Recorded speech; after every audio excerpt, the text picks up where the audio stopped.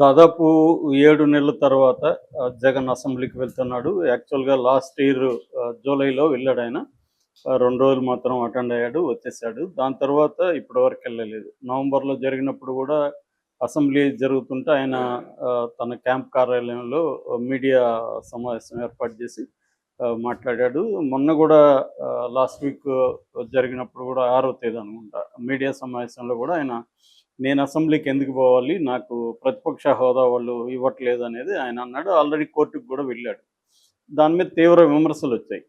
వాళ్ళు ప్రతిపక్ష హోదా ఇవ్వకపోయినా కూడా వాళ్ళు ఎంత టైం ఇస్తే అంత టైము మాట్లాడాలి ప్రజా సమస్యల్ని. ఒక అసెంబ్లీలో ఆహ్, ఆహ్, మెంబర్‌గా ఎన్నుకోవడం అంటే అసెంబ్లీకెళ్ళకుండా ఎలా ఉంటారు? అనే విమర్శలొచ్చాయి. దానికి వైసీపీ వాళ్ళు గతంలో చంద్రబాబు కూడా రాలేదు గదా! ప్రతిజ్ఞ చేసి ఎళ్ళిపోయాడు. అంతకుముందు జగన్ గూడా అలాగే అసెంబ్లీని బాయ్‌కాట్ చేశాడు గదా! అనేది తీసుకొచ్చారు. కానీ చంద్రబాబు వెళ్ళడానికి, అంతకుముందు జగన్ వెళ్ళడానికి కొంత రీజన్స్ ఉన్నాయి. ఎందుకంటే అసెంబ్లీలో అప్పుడు జగన్ అయినా 67 మందిలో 23 మందిని లాగేసుకోవడం, తమను అవమానిస్తా మాట్లాడడం, ఆ నేపథ్యంలో ఆయన వెళ్ళడం అనేది ప్రజలు గూడా అర్థం చేసుకున్నారు. సో, ఇప్పుడు మళ్ళీ వాళ్ళు చేస్తారు. చేయకుండా ఎందుకుంటారు? అందులో పైగా జగన్ అంటే బండబూతులు తిట్టే ఇద్దరు స్పీకరు, అసెంబ్లీ స్పీకరు, డిప్యూటీ ఇద్దరు కూడా జగన్‌ని ఎంత ఘోరంగా తిట్టేవాళ్ళో మనం చూసాం. సో, అలాంటి వాళ్ళు స్పీకర్, డిప్యూటీ స్పీకర్‌గా చంద్రబాబు పెట్టాడంటేనే దాని వెనక వ్యూహం కనబడట్లేదా? సో, ఇదంతా చూసే జగన్ వెళ్ళలేదు. కానీ వెళ్ళకపోతేమో జనాల్లో మళ్ళీ ఇదే మీడియా జనాల్లో ప్రచారం చేస్తుంది. అందువల్ల జగన్ అవమానాలకు గురయ్యి బయటకొస్తే ఆ రకమైన సింపతి జగన్‌కొస్తుంది. ఇది నిజానికి ఒక గోల్డెన్ ఆపర్చునిటీగా భావించి మనల్ని అవమానిస్తారు అంతే కదా! అవమానించని అది ప్రజలకి మనం తీసుకెళ్ళొచ్చు అన్న ఉద్దేశంతో ఎళ్ళాలి. సో, రాజకీయాల్లో అవమానాలు ఇవన్నీ ఉంటాయి. దానికంతా భయపడి ఇంట్లో కూర్చుంటా అంటే రాజకీయాలు చేయకూడదు అట్లాటప్పుడు.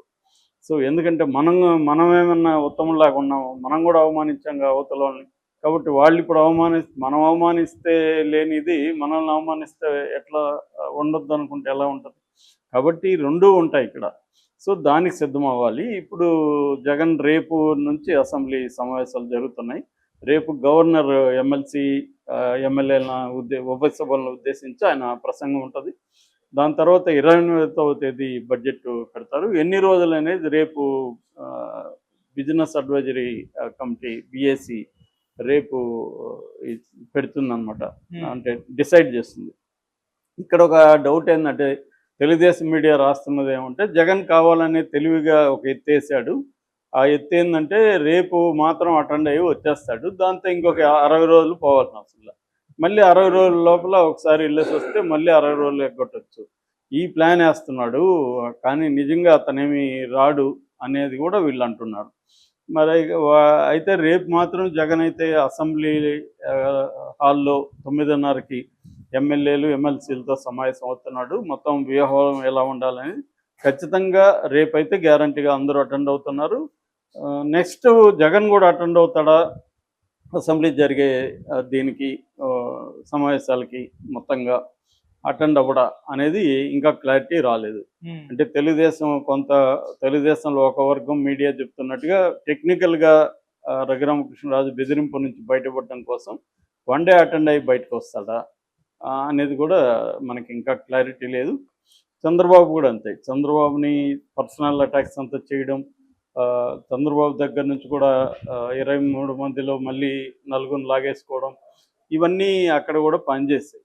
కానీ ఇప్పుడు జగన్ ఏందంటే ముందు నుంచే అందులో ఈ కారణం చెప్తూ నాకు ప్రతిపక్షం ఇస్తే వస్తా లేకపోతే లేదు అన్న కారణం అది లాజికల్‌గా లేదు.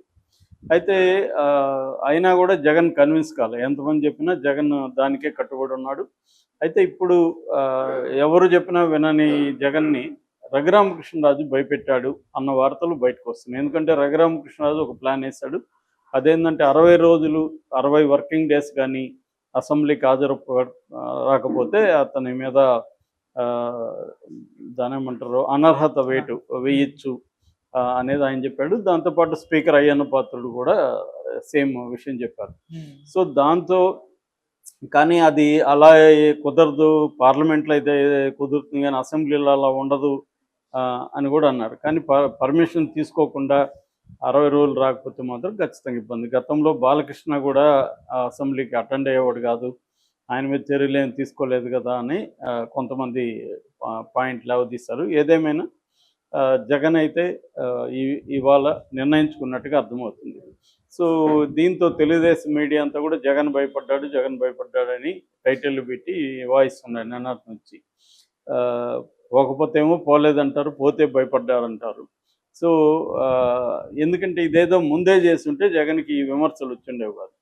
ఒకవేళ జగన్ భయపడతా ఉండొచ్చు, 11 మంది ఉన్నాం కదా, మనల్ని అవమానిస్తారు, అక్కడ మనకు మైకీరు, మనల్ని తీవ్రంగా ఇచ్చేస్తారు అనేది ఉండొచ్చు. అది జరుగుతుంది కూడా ఖచ్చితంగా. ఇక్కడ ఏ పార్టీ అతీతం కాదు. గతంలో జగన్ని ఇలాగే అవమానకరంగా అసెంబ్లీలో తెలుగుదేశం డీల్ చేసింది, తర్వాత జగన్ వాళ్ళు కూడా అదే చేశారు, ఎవరికి తేడా లేదు. కానీ జనం అయితే అందరూ కూడా కోరుకునేది ఏంటంటే రెగ్యులర్గా అటెండ్ అవ్వాలి. ఇప్పుడు బడ్జెట్ సమావేశం వెరీ ఇంపార్టెంట్, అక్కడ అటెండ్ అవ్వాలి. ఒకవేళ వీళ్ళని అక్కడ ఫంక్షన్ చేయనీయకుండా అడ్డుకుంటే అప్పుడు జనంలోకి వచ్చి నువ్వు మాట్లాడచ్చు. అంతేగాని నేను అసెంబ్లీకి పోనంటే అది వీళ్ళకి ఒక ఆయుధంగా దొరుకుతుంది. మీడియా, తెలుగుదేశం మీడియాకి కానీ తెలుగుదేశం నాయకులకి, చూడు జగన్ ఎందుకుంటూ రాలేదు, ఆయనకి ప్రతిపక్షం ఇవ్వాలంటే మేమేంది ఇచ్చేది, జనం ఇవ్వలేదు ఆయనకని వీళ్ళు మాట్లాడతారు. టెక్నికల్గా ఇంతకంటే తక్కువ ఉన్నప్పుడు కూడా ఢిల్లీలో కూడా ప్రతిపక్షం ఇచ్చుండొచ్చు, అది కోర్టు తేలాలి. అది వీళ్ళు ఇవ్వదలుచుకోలేదు తెలుగుదేశం వాళ్ళు. ఇవ్వనప్పుడు మన స్ట్రాటజీ ఎలా ఉండాలి, బాయ్కాట్ చేయడం కాకుండా, అంటే ఒక సామెత ఉంది, శత్రువు మనల్ని దెబ్బ కొడితే మనకు తగలకూడదు, ప్రజలకి తగలాలి. మనం శత్రువుని కొడితే శత్రువుకే తగలాలి, ప్రజలకు దెబ్బ తగలకూడదు అనే ఒక వ్యూహం ఉంటుంది. ఆ వ్యూహం ప్రకారం జగన్ ఇప్పుడు వాళ్ళకు దెబ్బ కొట్టారు, అది జగన్కే తగిలింది, ప్రజలకి ఏం తగట్లేదు. అంటే జగనే అసెంబ్లీకి పోలేదు, భయపడ్డాడు అని ఇప్పుడు పోతే కూడా మళ్ళీ భయపడ్డాడు, అందుకనే వెళ్తున్నాడు అనేది ఉంది. ఎటు భయపడడం నష్టం లేదు, ప్రజల కోసం భయపడి వెళ్తే తప్పేం లేదు. సో ఆయన చేయాల్సింది తనకి ఎక్కడ డిస్క్వాలిఫై అవుతానో అనే భయంతో వెళ్ళడం కంటే, నేను ప్రజల సమస్యలు ఏ వేదికలో అయినా ఎంతసేపు అయినా నేను అది 1 minute ఇస్తే 1 minute మాట్లాడతాను, 2 minutes ఇస్తే 2 minutes మాట్లాడతాను అన్న ఇది తీసుకురావాలి. సో ఎందుకంటే ఆల్రెడీ ప్రజల్లో కొంత అసంతృప్తి అయితే చంద్రబాబు ప్రభుత్వం మీద బయలుదేరింది. ఎందుకంటే 9 నెలలు అవుతున్నా ఒక్క పెన్షన్ తప్ప ఇంకే కూడా సూపర్ 6 లేదు, అమలు చేయట్లేదు. ఓపెన్గానే చేతులు ఎత్తేసాడు చంద్రబాబు, డబ్బులు లేవు అంటున్నాడు. అట్లాగే అనేక రకాల అరాచకాలు జరుగుతున్నాయి. ఎమ్మెల్యేలు అందరూ కూడా భయంకరంగా డబ్బులు తినేస్తున్నారని తెలుగుదేశం మీడియానే రాస్తుంది. సో ఈ నేపథ్యంలో ప్రజల సమస్యలను ఎవరు పట్టించుకోవట్లేదు. పైగా కేంద్రం నుంచి ఏమాత్రం ఫండ్స్ కూడా చంద్రబాబు తీసుకురావడంలో ఖచ్చితంగా ఫెయిల్ అయ్యాడు. ఈ విషయాలన్నీ ప్రజల్లో ఉన్నాయి కాబట్టి దీన్ని ఇప్పుడు అది నిజానికి గోల్డెన్ ఆపర్చునిటీ